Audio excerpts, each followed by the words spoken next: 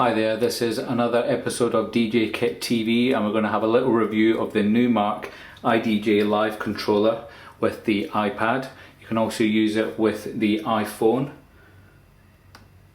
or your iPod, and basically we're using Algorithms DJ software, which is an app on the iPad and enables you to get pretty much plug and play straight in and get in the mix. So I'll just quickly go through some of the features on here. I mean, pretty much this is a sort of unit that's aimed at the kind of beginners market and people who are kind of getting into DJing perhaps, and they've got an iPad and they're interested in getting in the mix and finding a bit more out about DJing, to the people who are already DJing with other kind of software, whether it's computers or CDs or vinyl, and they might want to have an interesting little mix on their iPad as well. So we kind of go through some of that spec and clear that up for you. So we go through the middle of the mixer first. You've got bass and treble EQs, which are essential for cutting out the bass. So you don't want two sets of bass playing at the same time or cutting out your high frequencies. Okay, so that's your bass and treble EQs, which you got there on each side. And then you've got your volume control, or what's normally called a gain on traditional mixers.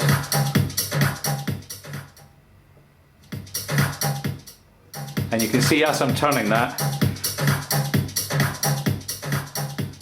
you'll see that the volume's going down on the Algorithm software, so you can see that in sync. Okay.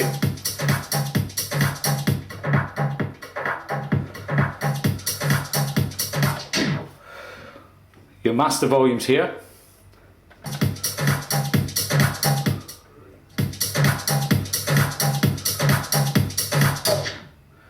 And on each deck side you've got a sync button. So the sync is basically what's going to get your beat gridding software, which is going to get your tracks in time and kind of enable you to get in the mix. Now typically, if we were to compare this to CD decks, we would normally have pitch control on the actual controller itself, like we have here on the actual software, but unfortunately we don't have the actual pitch control faders on the actual unit. So I think really for the use of this software and the use of this controller, you're really going to be looking at doing some mixes that are pretty much based on using the sync button quite a fair bit. Okay, so under that you've got the set button, which is going to enable you to set your hot cues. This is your hot cue button, which will take you straight back to that point every single time. And this is your play and pause button. The jog wheels themselves, you can see as I move that, I'm moving the deck, which is over here, and it's quite sort of responsive, quite sort of solid. And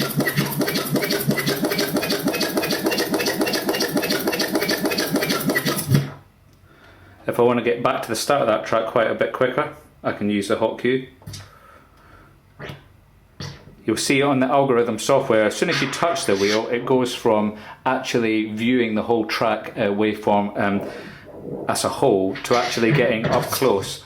So say for example, I'd accidentally set a hot cue somewhere else, you'll be able to see that if I go back to the start, press the set button, and like a traditional old school DJ, it's got a sticker on the actual vinyl picture here so that you can see.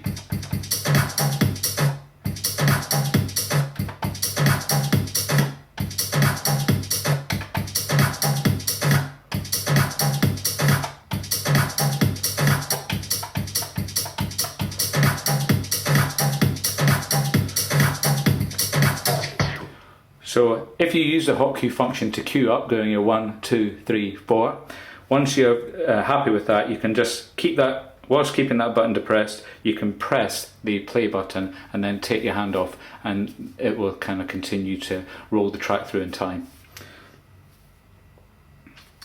In the center of the controller is a knob which is going to help you navigate your iTunes folder.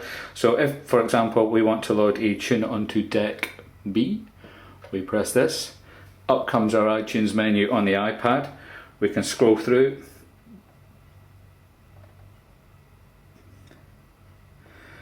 select the tune that we want by pressing down, and you'll see it's loading that up on that deck. You'll also be able to see closely that it's also recalled a hot cue from a previous time that it was being played. So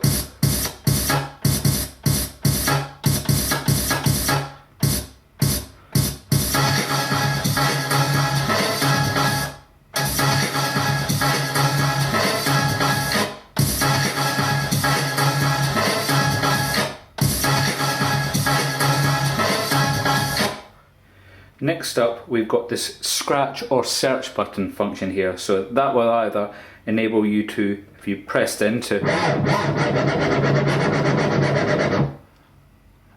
enable the scratching function, which is good for either a bit of a scratch or setting your hot cues. Or if you press it again and take it so that the light's off, that will then enable you to skip through the whole waveform. So you will see that that's jumping through the whole track quite quickly. So if there's any drops that you want to go to, or breakdowns or particular phrases of the music, that will help you do that. So I'm just going to show you how it works in terms of getting a track in this next track in a mix. So we've got a track already loaded on track A, and then we're going to load a track on track B. So let's do that.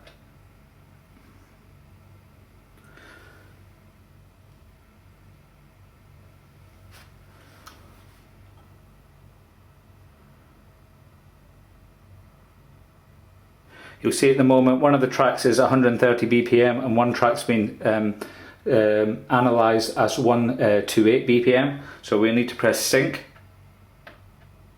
on this side, which is going to speed up that track, so it's now at 130. Okay, so we should be able to hopefully play this track over here.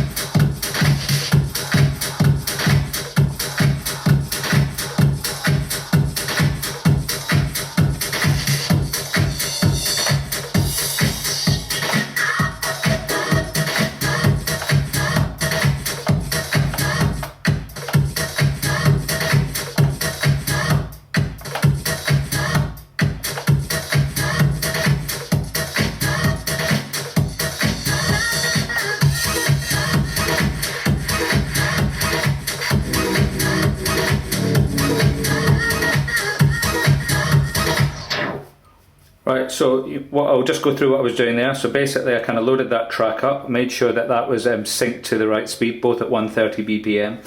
Basically I used the hot cue to do my cueing in. There was a few times where I was at a fraction out, so I then used the pitch minus or pitch plus button to kind of tighten it up.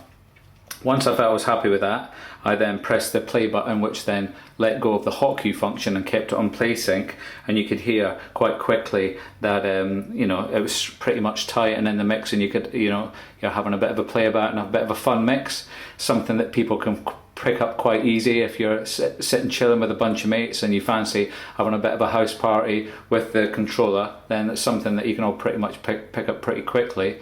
And pretty much get into the mix and have a bit of a sort of music session. So it comes with its own specialised kind of adapter plug to plug straight into an iPad, and then it also comes with its own headphone speaker split cable.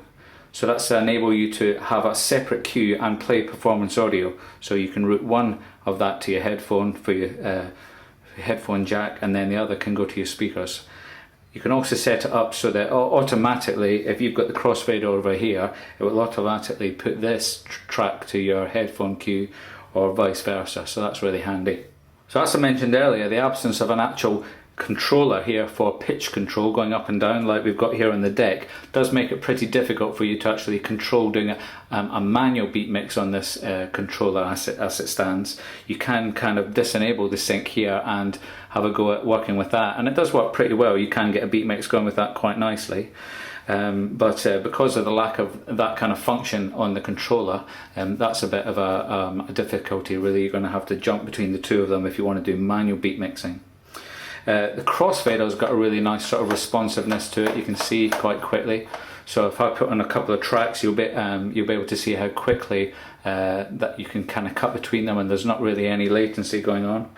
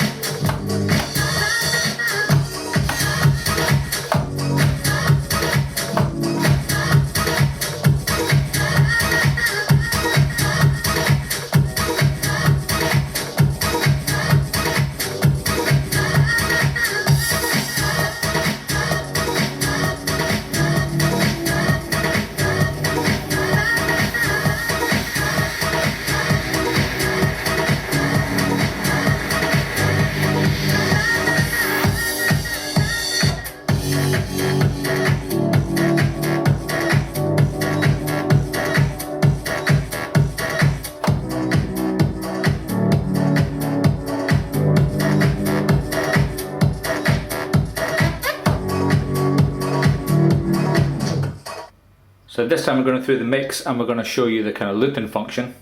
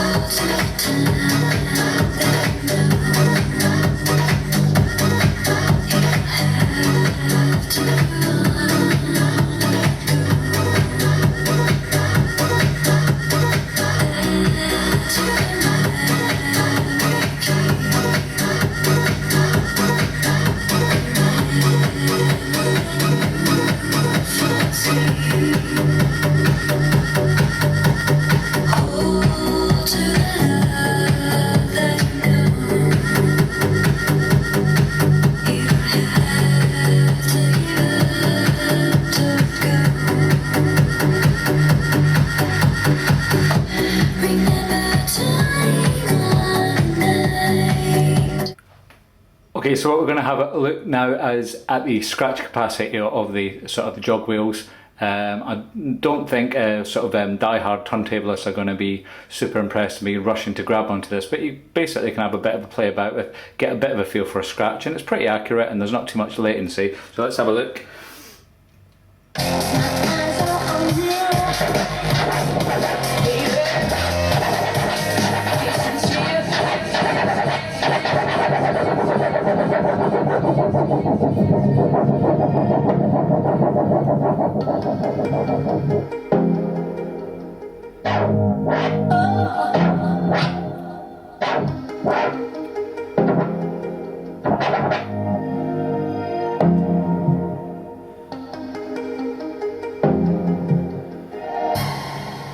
Be sincere.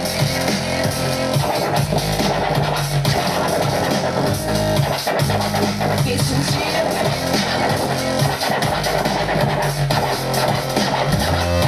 I'm crazy.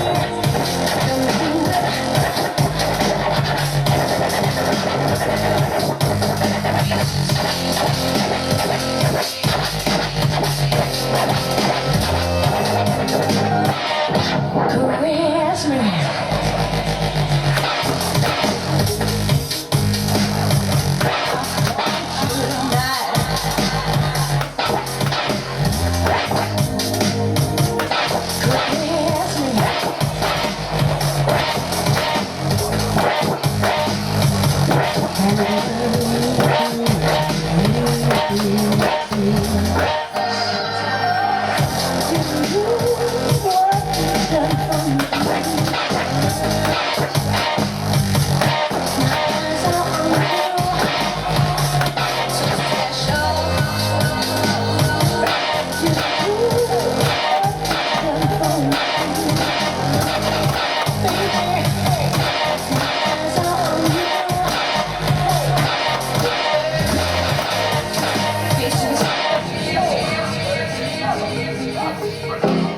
So if we just go here on the algorithm, on both decks you've got some options. You've got cue points, you can set up to 3 hot cues.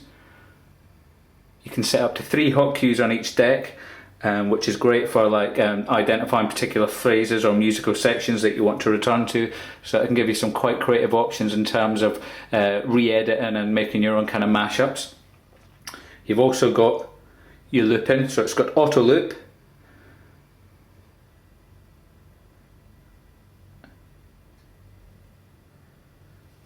You can do manual looping in and out, or you can do bounce loop, so you've got a variety of musical increments there that will be quite useful if you wanted to do it that particular way. You've also got EQs, low, mid, high, and you've also got your gain there if you want to play about with it via the touch screen instead of some of the controls here. That's going to give you the mid EQ, which isn't actually included on the controller. The controller's only got bass and treble, so you're going to gain control of the mid by using the actual touch screen there. Right, so there you go. That's our roundup and review here at DJKIT TV of the Numark iDJ Live controller with Algorithm's DJ app on the iPad. Hope you've enjoyed it and given you a bit of an idea of some of the capabilities of it. It might be something you might be interested in for getting friends round for a mix. There's quite a few sort of features there you could quickly pass on to your mates, and you could be all going back to back and just having a bit of a mix up with your iTunes library. So yeah, it's a great kind of fun controller for that, and also a great entry level thing for getting into the world of DJing. It's £79 at DJKIT.com, and hopefully you can ask us some more questions on the YouTube page if you got any queries about this, and see if we can answer them. I've just been having a quick play around with this and trying to find out the in-depth features, and thought it'd be useful for you guys to know. Let us know what you think.